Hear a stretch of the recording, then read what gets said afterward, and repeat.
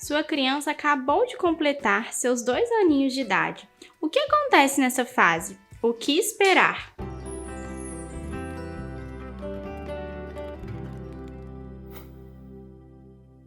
Meu nome é Yasmin Xavier, eu sou neuropsicopedagoga na Clínica Casuly e no vídeo de hoje vamos falar sobre esses pequenos.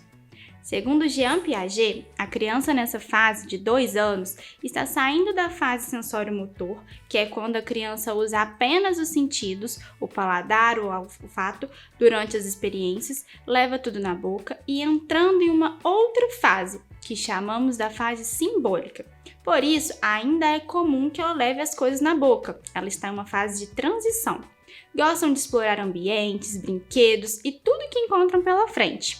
Nessa fase, elas começam a entrar no mundo da curiosidade e dos porquês. Provavelmente a sua criança te enche de porquês. Por que aconteceu isso? Por que chove? Por que tá calor? E por aí vai. É muito comum também que ela repita a mesma coisa várias vezes. A mesma pergunta, gosta de brincar com o mesmo brinquedo, assiste o mesmo filme. Isso acontece porque traz para a criança a sensação de previsibilidade e confiança, porque ela sabe o que vai acontecer. Elas começam a querer a mesma roupa e até mesmo escolher a sua própria roupa. Também gostam de abrir e fechar portas, comer sozinhos, fazer torres, separar objetos por cor, passar páginas do livro e já percebemos aqui, aos 2 anos, que ela consegue ter uma coordenação motora e passa uma página por vez, coisas que antes ela passava às vezes um bloco de páginas de uma vez só. Aqui ela já começa a ter esse cuidado de folhear. Tem interesse por ouvir histórias, observar imagens e até mesmo recontar a história que ouviu. Isso vai ficando cada vez mais frequente. A linguagem da criança já está um pouco mais desenvolvida e ela já apresenta um repertório maior. Consegue chamar a atenção para o objeto que deseja, formar pequenas frases com 2 ou 3 palavras, já identifica as partes do corpo. Então, quando você pergunta, cadê o seu olho, o seu nariz, a boca? Ela vai colocando a mãozinha no rosto e identificando. Consegue imitar os animais com mais facilidade, se comunica com mais facilidade e é a famosa fase dos nãos. Tudo que você pergunta, a resposta geralmente é sempre a mesma. Não, isso também é comum, mas calma, isso é só o cérebro da criança querendo mostrar que é independente e consegue resolver tudo sozinho. É uma fase que ela está buscando por autonomia. É comum também que ela fale de si mesma na terceira pessoa quando quer algo. Por exemplo, vamos dar um nome fictício, tá bem? Você quer água? E a criança responde, a Lara quer. Então, tudo para ela é na terceira pessoa. E à medida que a criança vai andando, exercitando, os músculos vão se fortalecendo e dando cada vez mais equilíbrio para a criança se locomover com mais segurança. Assim, ela já consegue dar pulos com o pé, saltos e amam correr. Apesar de ter maior segurança, as crianças estão em um processo de aprendizagem dos movimentos, então é comum que ela se desequilibre. Mas apesar disso, elas já conseguem segurar o lápis, o pincel, os talheres, copos com mais firmeza e autonomia.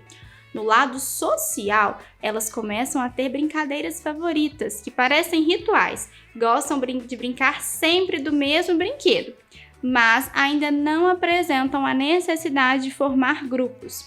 Gostam de estar perto de pessoas, de criança, brincam sozinhos, mas essa troca ainda com o outro está sendo construída.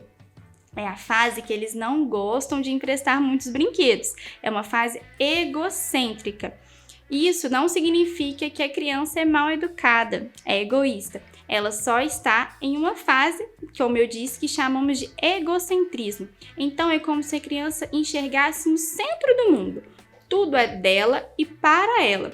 E por ter um raciocínio concreto, não consegue entender o que significa palavras como empresta só um pouquinho. Ela não tem dimensão do tempo. Então, é como se estivesse tirando algo que é dela e dando para outra pessoa. Temos o apego ao seguro, ao brinquedo. O fato da criança não compreender palavras como a espera, ela também pode brincar, pode gerar algumas explosões emocionais. A fase dos 2 anos é marcada por uma busca constante por autonomia. A criança deixa de se enxergar como uma extensão da mãe e começa a se ver como um sujeito, com vontades. Ela começa a querer mostrar para o adulto que consegue fazer coisas sozinhas. Você prepara a roupa mais linda, mas muitas vezes ela quer escolher a própria roupa. Você faz uma sopa deliciosa, mas quando vai oferecer, ela diz que quer outra coisa. Ela quer colocar o próprio sapato e quer fazer tudo geralmente sem a ajuda e da forma dela. Na verdade, a sua criança está aprendendo e buscando pela sua autonomia. Isso faz com que ela se sinta pertencente ao espaço que está ocupando. É muito importante estimularmos essa autonomia, deixando a criança tentar. Isso ajudará ela a desenvolver uma flexibilidade cognitiva, que é uma habilidade muito importante. Ensinamos sobre persistência e resistência, pois quando ela tenta abrir e fechar os potes, por exemplo, ela está trabalhando a atenção, a memória, coordenação motora, percepção tátil e visual, controle inibitório e emocional, que são habilidades importantíssimas na vida social. Nessa fase, as crianças já conseguem compreender comandos e instruções simples com mais facilidade e corresponder melhor. Já conseguem guardar os brinquedos, compreender sobre as regras e limites. Além da autonomia, a linguagem já está mais desenvolvida. Sua parte motora e as emoções começam a aparecer com mais intensidade. Isso porque as crianças demonstram cada vez mais suas vontades e buscam pela sua independência, fazendo com que o leque emocional seja abrangente, variando de uma alegria imensa a uma frustração enorme.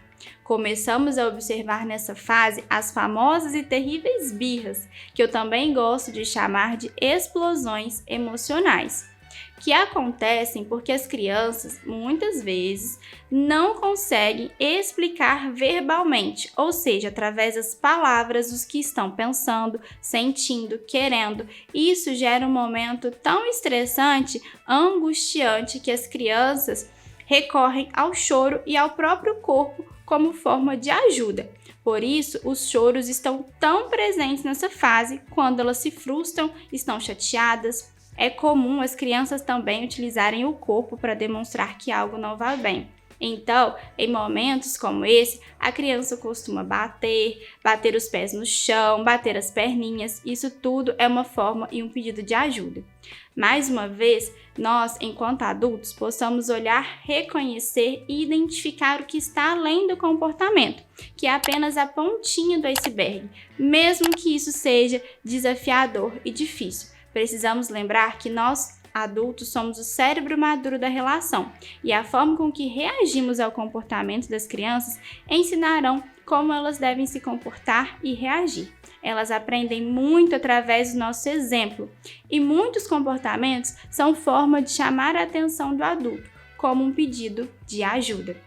É muito desafiador e nem sempre será fácil, mas quando começamos a compreender sobre o desenvolvimento infantil, começamos a entender os comportamentos da criança e ajudar ela a se desenvolver e passar pelos desafios de cada fase.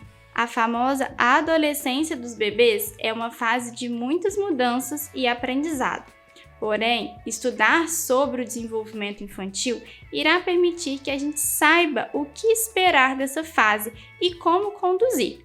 É claro que é um desafio constante, mas entender sobre esse assunto irá te guiar pelo caminho, trazendo leveza, amor e conhecimento. Identificar o que está por trás do comportamento desafiador é fundamental, pois assim também vamos desconstruindo a falsa ideia de que a criança tem esse tipo de comportamento para simplesmente testar o adulto ou de propósito, e começamos a compreender que faz parte do seu desenvolvimento e que somos nós, o adulto, que conduz a criança em momentos que ela precisa da nossa ajuda.